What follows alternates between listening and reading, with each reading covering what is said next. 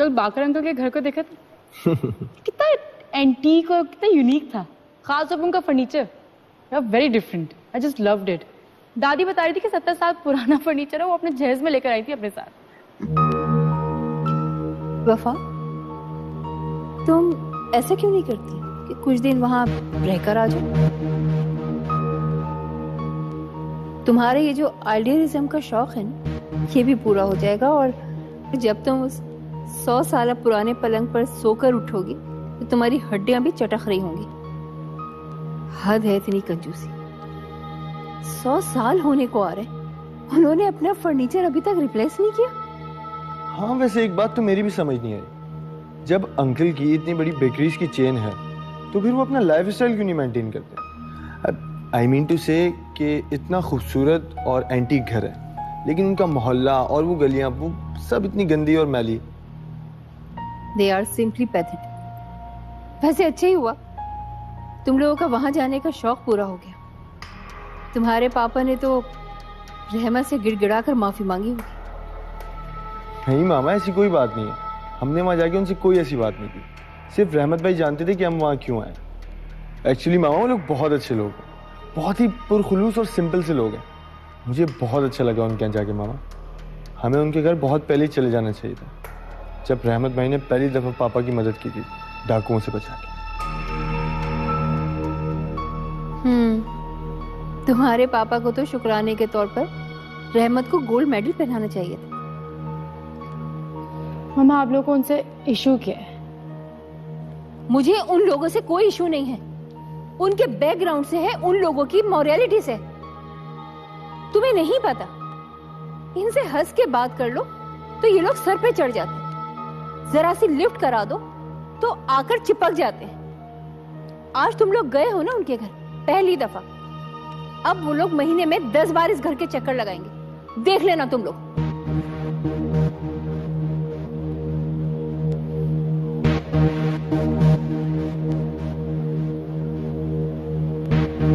अम्मा देखें कितना भरा हुआ और कीमती जोड़ा है ना। जब हाँ हो जाएगी ना तो फिर इसे हम शुगुन के तौर पे ले जाएंगे। और अब पहली बार जा रहे हैं तो मैं सोची कि ये वाला रखने कैसा रहेगा। अरे भरा हुआ है तो क्या हुआ, इन जोड़ों की कीमत की कोई वक़्त है हमारी बहू के सामने? लेकिन मैं यही वाला जोड़ा लेकर जाऊंगी। जब शादी की बात पक्की हो जाएगी ना, फिर देखना मैं इससे बहुत अच्छे जोड़े लेकर जाऊंगी। और जब जहेज, फिर तो तुम देख लेना मैं अपनी बहू के लिए कैसे कैसे उम्दा जोड़े लेकर जाऊंगी। भाई पहली दफा बहू हमारे यहाँ आ रही तो क्या मैं अपने अरमान में ना पूरे करूं? अरे अम्मा, शौक से पूरे करें, भला आपकी मर्जी को कौन रोक सकता है। अम्मी, दादू, ये क्या है? इतना सारा सामान फैला हुआ आपने। ये कपड़े किसके हैं? अरे बेटा, हम वफा के घर पहली बार जाएंगे, खाली हाथ जाएंगे अच्छा थोड़ी लगेगा। इसलिए मैंने वफा के लिए सूट, उनकी अम्मी के लिए साड़ी और अब्बा भाई के लिए शॉलें ली। और ये क्या है? ये क्या दिख नहीं रहा तुम्हें? भाई इन जोड़ों के साथ की ये मैचिंग चूड़ियां और ये सेट है।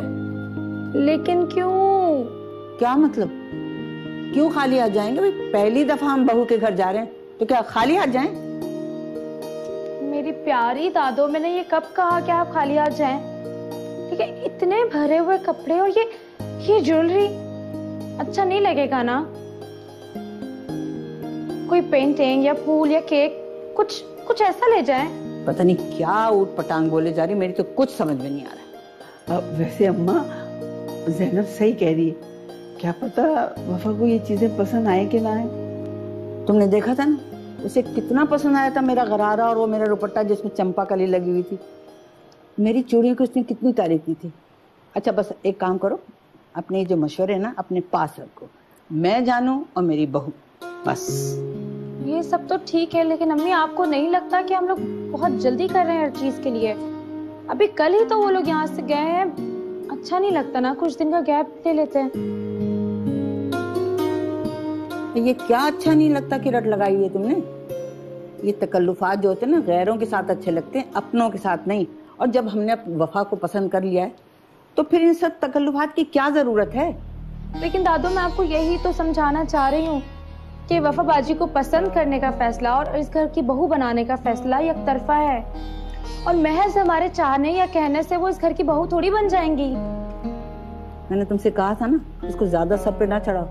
इसका दिमाग तो जाने कहां कहां पहुंच जाता है, वहां पहुंच जाता है जहां हमारी सोच भी नहीं पहुंचती। ठीक है, ये भारी वाला जोड़ा जो है ना, हम नहीं लेके जाएंगे। ऐसा करेंगे कि मिठाई और एक सादा सा लेकिन कीमती जोड़ा लेकर जाएंगे हम, और कल ही जाएंगे, क्योंकि हमसे अब मजीद इंतजार नहीं करता। और देख लेना, मैं जाके ना कल बातों बातों में ना शादी की बात भी डाल दूंगी, ठीक है? दादू कल जाना लाजमी है क्या? समझ ही नहीं रही आप बात को। तुम तो चुप ही रहो। What do you mean? रहमत के घर वाले आज शाम को आ रहे हैं और आप मुझे ये अब बता रहे हैं? अरे फोन किया था बाकर ने कल मुझे, मैं तुम्हें बताना भूल गया था। लेकिन परेशानी क्या है? हैं? तुम तो ऐसे परेशान हो रही हो जैसे तुम्हें किचन में खड़े होकर के काम करना होगा। अरे भाई, घर में शेफ मौजूद है, तुम कह देना उसको, बना देगा वो कुछ ना कुछ, और बाहर से मंगवा लेना कुछ बेकरी का सामान। मगर देखो, चाय का अच्छा एहतमाम होना चाहिए। वो पहली बार हमारे घर आ रहे हैं, किसी चीज की कमी नहीं रहनी चाहिए। एहतमाम? किस खुशी में? उनके आने पर इतना एहतमाम करने की जरूरत ही क्या है? मैं उनको कोल्ड ड्रिंक पिला के रुखसत कर दूंगी और बस। वैसे भी मुझे आज शाम जाना है, मिसेस समी की वेडिंग एनिवर्सरी, उनका फंक्शन अटेंड करना है मुझे। तुम्हें जहां जाना है जाओ, मैं मना नहीं कर रहा तुम्हें, लेकिन मेहमानों के लिए थोड़ा सा टाइम निकालो प्लीज, फॉर गॉड सेक। पहली बार बाकर अपने घर वालों को लेकर मेरे यहाँ आ रहा है, मेरे लिए वो लोग काबिल इज्जत हैं। इसी बात का डर था मुझे। आप बच्चों को लेके उनके घर गए नहीं कि उन्होंने हमारे घर का रास्ता देख लिया। कुछ तो ख्याल करना चाहिए था उन्हें। अरे अभी परसों ही तो आप उनके घर गए, अगले ही दिन वो लोग जहलों की तरह मुंह उठाकर चले आ रहे। Shut up, shut up Umera.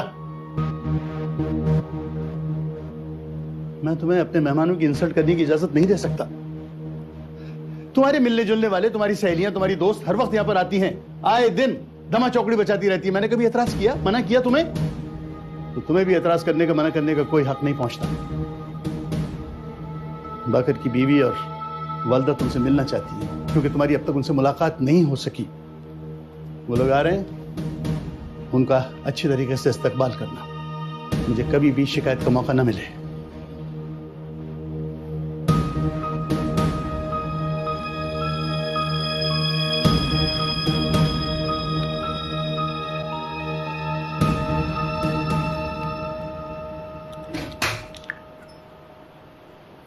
तुम कहाँ जाने के लिए तैयार हो रहे हो? मैं वो हुमैरा आंटी के घर जा रहा हूँ। क्यों? किस लिए? वो रहमा के घर पे एक गेट टुगेदर प्लान हुआ है, तो मैंने सोचा कि मैं वफा और हसन को भी साथ लेता चलूं। तो तुम बाज नहीं आए? किस बात से मामा? क्या मेरे वहां जाने पे पाबंदी है? अंकल है तो मेरे मुंह पे थप्पड़ भी मार चुके हैं। अब तो सबको चैन मिल जाना चाहिए। चैन तो तुम्हें भी मिल जाना चाहिए। वफा एक पढ़ी लिखी और बाशऊर लड़की है, और वो तुम्हें अपना जवाब दे चुकी है। ना तो वो तुम्हारी बातों में आएगी और ना ही अपने पेरेंट्स की। मुझे अभी वफा के जवाब का इंतजार है मामा। होश में आओ बंटी। माना कि तुम उस लड़की को बचपन से प्यार करते हो, अगर तुम उसके बारे में इतने जुनूनी और इमोशनल हो जाओगे, मुझे इस बात का बिल्कुल अंदाजा नहीं था। फिलहाल वहां तुम्हारा जाना बिल्कुल मुनासिब नहीं है। मेरी हुमैरा से बात हुई थी और वो कह रही थी कि हमाद हमारी जिद में आकर अब रहमत के रिश्तेदारों से मिलना जुलना ज्यादा कर रहा है। उसी ने वफा को मेरे खिलाफ भड़काया है और सबकी नजरों में गिरा भी दिया मुझे। मैं छोड़ूंगा नहीं इस 2 टके के दुकानदार को। रिलैक्स। किसी से लड़ने से पहले ये देख लेना चाहिए कि वो इस काबिल है भी कि उससे लड़ा जाए या नहीं। मेरी हुमैरा से बात हो चुकी है। वफा के लिए रहमत की कोई वैल्यू नहीं है। वो इन लोगों को मिलना जुलना एक एडवेंचर समझती है। उनसे मिलकर वो ऐसे ही खुश होती है जैसे अपने बाप के पेंडू रिश्तेदारों से। तुम्हें इस मामले में उलझने की बिल्कुल कोई जरूरत नहीं। मामा, वफा मेरी बचपन की मोहब्बत नहीं, मेरी जिद बन चुकी है, और अब मेरे और वफा के बीच में जो भी आएगा मैं छोड़ूंगा नहीं उसे। Are you serious, Bunty?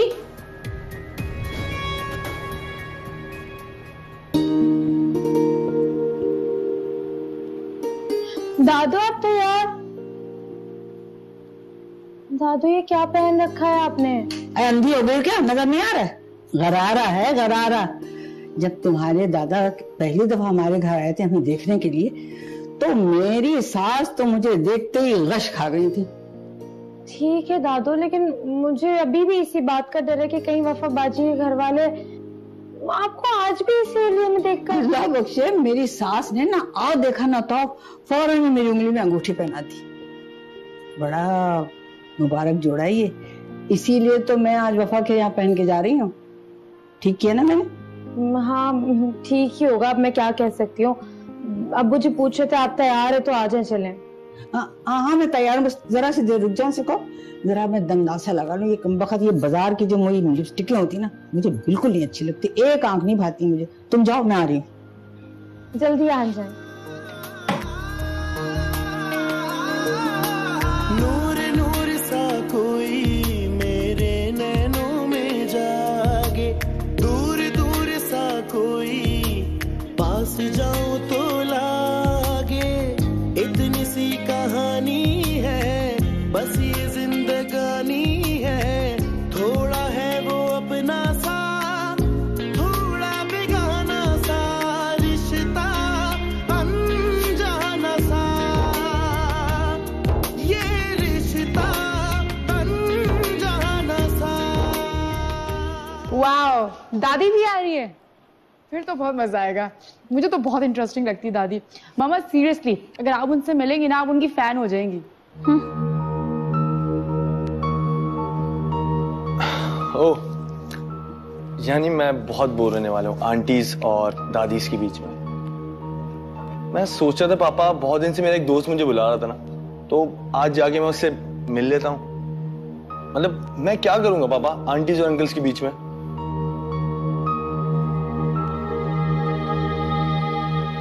तो वैसे पापा कौन कौन आ रहा है? बेटा तुम्हारे बाकर अंकल आ रहे हैं, उनकी मिसेस आ रही हैं, और दादू आ रही हैं, और सबसे बढ़कर ज़ैनब आ रही हैं। वाओ, तो यूं कहिए ना, पूरा का पूरा खानदान आ रहा है। जरा से मैनर्स नहीं है उन लोगों को, बस इसी बात का डर था मुझे। वो पापा, मैं सोचा था कि मैं रुक जाता हूँ घर में। अगर मामा को कहीं जाना है तो उनकी इनकन्वीनियंस में मैं उनको रिसीव कर लूंगा। मतलब हम सब उनको रिसीव कर लेंगे और मैं उनको टाइम दे दूंगा, अगर आपको ठीक लगे तो। ठीक है?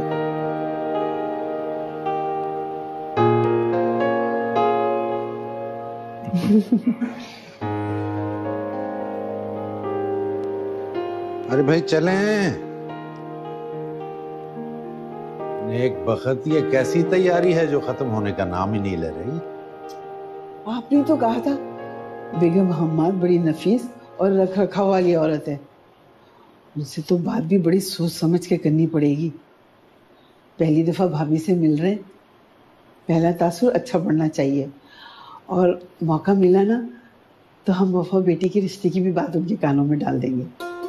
अरे देख लो नेक बखत, कहीं बेइज्जती ना करवा लें जल्दबाजी में। बेइज्जती कैसी, जल्दबाजी कैसी? आजकल अगर रिश्तों में देर हो जाए ना तो अच्छी लड़कियों के रिश्ते हाथ से निकल जाते हैं। अच्छा ठीक है, चलो जल्दी करो। आहिस्ता बोलिए, हम लोग ना पिछले वाले दरवाजे से चले जाते हैं। पिछले वाले दरवाजे से क्यों भाई? आपकी बहन और बाजी हर वक्त खिड़की पे चिपकी रहती है, हम पे नजर रखेंगी, इसलिए जरा बच के निकलेंगे। अरे भाई ऐसी बातें छुपी रहती हैं, भला सबको पता चल जाता है। सुने ना,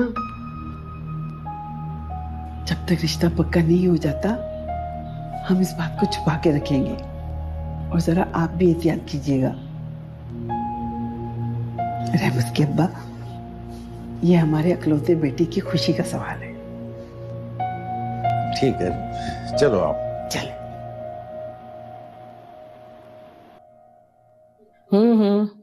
अच्छा ठीक है। हाँ अम्मी। ठीक है, बिल्कुल ठीक है। अच्छा अम्मी, क्या हूँ लगाए रखी है, बस भी कर दे।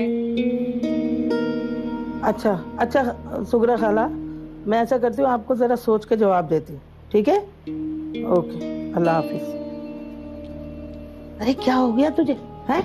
तेरे भले के लिए तो बात करी थी सुगरा खाला से, लेकिन तुम तो नाक पे मक्खी नहीं बैठने देती। अरे बदमिजाज लड़की वो सारी बातें सुन रही थी।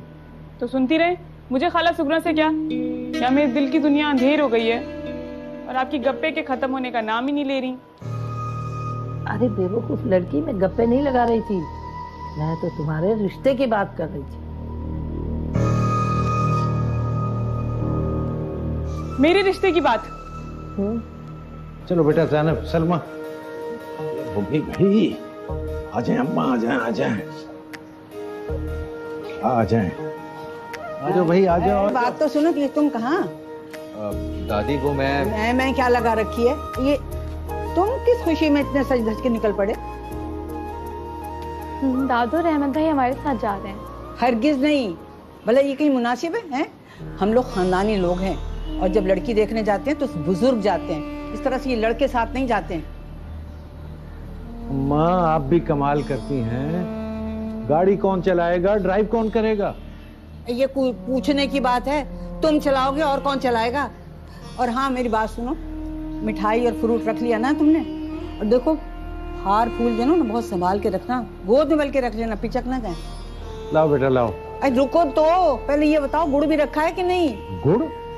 गुड़ काहे के लिए अम्मा? खबरदार जो बड़ों के बीच में बोले, तुम समझ गए? जो मैं कह रही हूँ बस वही सुनो। चलो दो इनको और तुम हमारा इंतजार करो, हम अभी आते हैं। लाओ भाई, बस लाओ बेटा लाओ, चाबी दो, चाबी दो ना। चल जल्दी कर। चलें जल्दी करें, इंतजार करो, हम अभी आते हैं।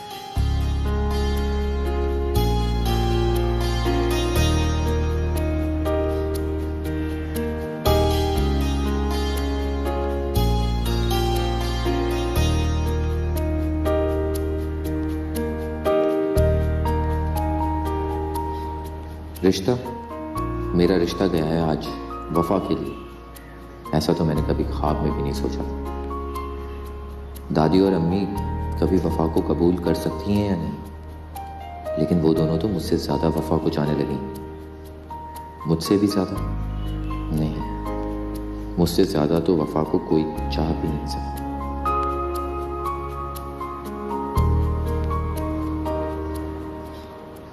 अस्सलाम वालेकुम, कैसे हैं भाईजान? किस तरह के हालचाल? वाह जी वाह, क्या कुर्ता पहना है, दिखाएं जरा, क्या कॉलर है, क्या बटन है। भाई तुमने वो बटन निकाल के फेंक दिए ना, चुभते हैं, कितने अच्छे लग रहे हैं बटन। ये आपने दर्जी से सिलवाया था? जी। तो इतना तैयार क्यों, कहीं जा रहे हैं क्या? नहीं। हाँ, आप बेकरी जा रहा था। तो बाकी घर वाले कहाँ हैं रहमत?